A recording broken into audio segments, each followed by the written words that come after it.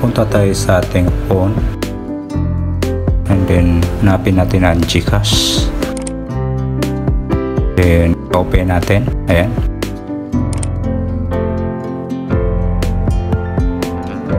lagay natin yung biometric natin, yung password. Okay na. So ayan yung pinaka balance natin. Mag-send tayo ng 600 sa ating Land Bank savings account. Minimize natin. So tap natin yung Land Bank. Ayan,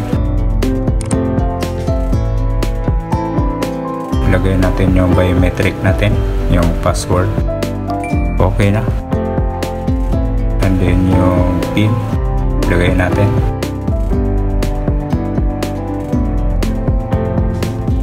Tap natin yung okay. So yan yung pinaka-balance natin. Mag-send tayo ng 600 doon sa GCash. So itap na natin yung fund transfer. And then sa taas, fund transfer. And then select destination account. Tap natin. Select bank. So i-type natin sa search box. Type natin ang GCash. I-select natin.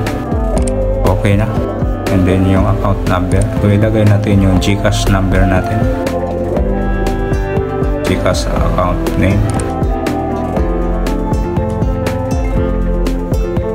Tap natin yung done. Then yung mobile number and email address, so nakalagay naman optional. So pwede na natin i-tap yung proceed. Ayan. So ayan yun. And then ilagay natin yung amount. So ilagay natin 600. Then i-tap natin yung done. Ayan. Then select transfer channel. Select natin yung InstaPay. So ayan yun.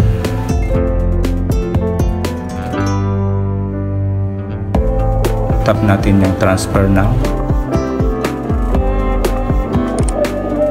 Yan yung details, and then scroll up natin. So check nyo at pag okay na guys, i-tap natin yung confirm and then OTP. So i-tap natin yung next, then next. Your transaction is successful. So mag-pop up yung GCash. So tap natin. So ayan yung remaining balance natin. And then so pumasok na rin yung 600. And then minimize natin. Ayan. And then balik tayo sa Land Bank. Scroll up natin.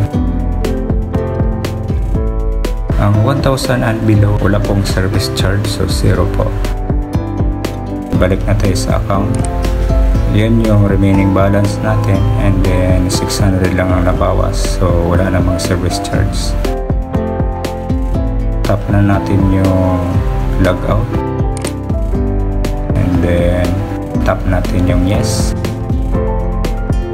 So yun lang guys ang pag-transfer ng account mula sa Land Bank iAccess to GCash.